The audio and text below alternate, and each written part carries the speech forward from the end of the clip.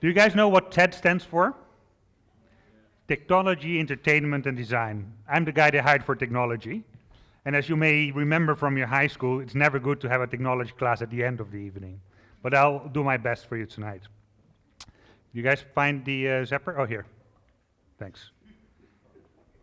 Good. I grew up here in Curacao, and when I left 20 years ago, I traveled around the world. And today I'm back after 21 years, and really, really happy to be back here and to be speaking here at TED. And I will speak to you about water.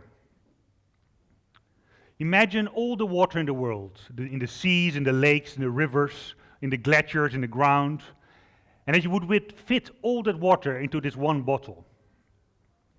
And if you then want to take out the potable water out of it would only get you 2 to 3 drops. The rest would be not drinkable because it's too saline, or not accessible, or it's polluted. A lot of people in the world do not have access to safe drinking water. Sometimes you have to walk for kilometers to get just the bare minimum for subsistence. In other countries, actually, water causes conflicts. If you look at the Israeli-Palestinian conflict, yes, a lot of it is about land, but also about having access to the water in the wells and of the River Jordan. But it would not be fair to talk about water only in terms of developing countries. Also in developed countries, more and more droughts are causing problems. In the southwest of the US, there is a drought for the last 15 years and there's just not enough water for everyone. You can see the green gardens. But also the city of Barcelona has had such a drought that they needed to import water by ship, which is extremely expensive.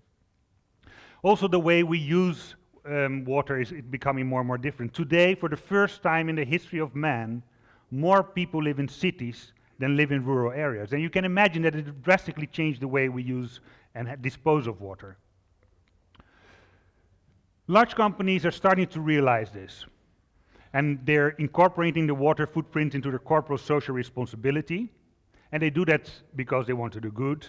And they do that for marketing reasons. But much more important, they realize that the growth of companies in the coming years is coming from Asia, Latin America, and Africa. And these are places with lack of potable water. So if they want to grow, they will have to do something about the way they use water and the way they can reuse water.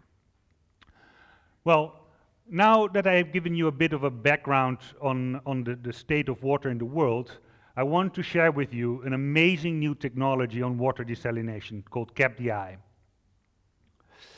When you think of water desalination, most of you will think of desalination of seawater, especially here in Curacao, that has been desalinating water since 1928. But the truth is that if you look at water desalination in general, the biggest chunk of it is water with a lower salinity. That's water that's coming from surface water, brackish groundwater, and reuse of water in industry. And with brackish water, actually the ratio between the amount of water molecules on the one side and the amount of salt ions on the other hand is 1600 to 1. So there's much more water in brackish water than there is salt. Now how does traditional water purification, water desalination work? Well, there's this very fine membrane with small pores, and then you push all that water through those small pores and retain only those few ions. You can imagine there's a huge amount of energy that you use to push all that water through those pores. And that begs the question, why do we take out all that water from the ions rather than taking out those few ions out of the water? And that is exactly what CAD does. CAD removes ions from water. Now let me show you how that works. CAD has a flow path. And as you may remember, if you remember from your chemistry class, if you put salt into water, it dissolves into sodium and chloride, Na+ and Cl-. And those ions have a charge. Yeah, those people that are going to VWO now are ignited. Yes, I remember that one, yeah. That the ions in water have a charge. The way CAD works is that we have 2 electrodes, a positive electrode and a negative electrode.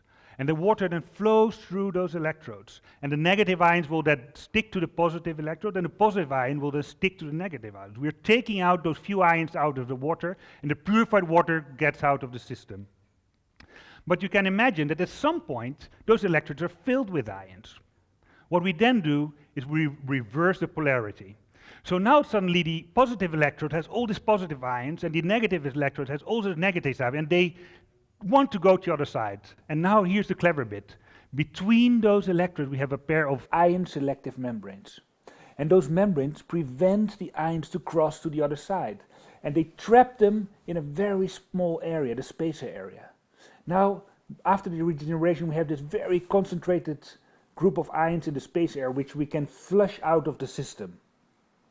So once they are flushed out, we can reverse the polarity of the electrodes again and start the process. So what we do is that we draw the ions out of the water. Once the electrodes are full, we turn around the polarity, we concentrated them in the spacer and flush them out. And this goes on and on. We remove the ions out of the water rather than removing all the water from the ions. Now, what is the benefit of this compared to normal technology that's used out there? Well, first of all, we need much less energy because you're being much more efficient in the way you desalinate. And energy being the biggest consumer, biggest cost factor in desalination is a huge advantage, but it doesn't stop there.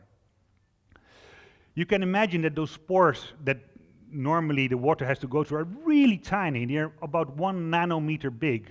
And any impurity of the water that goes through that sieve will clog the membrane. But with CAD, the flow path is so big that the water can just flow through without any pressure drop. So it's much more sturdy as a technology than the technology that's used right now. Another big advantage is that CAD is very efficient when it comes to water desalination.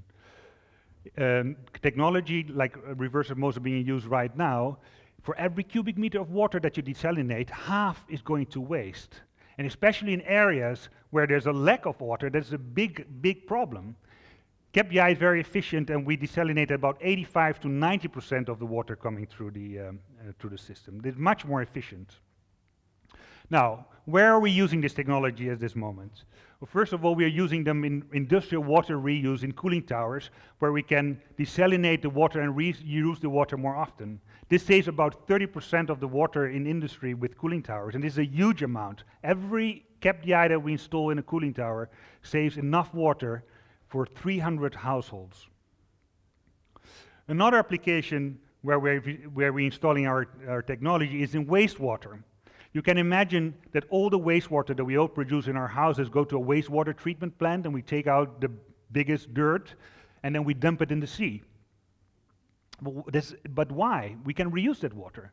So by treating the water of wastewater treatment plants, at this moment we are using that water for irrigation for agriculture, which is much more efficient than using other sources of water.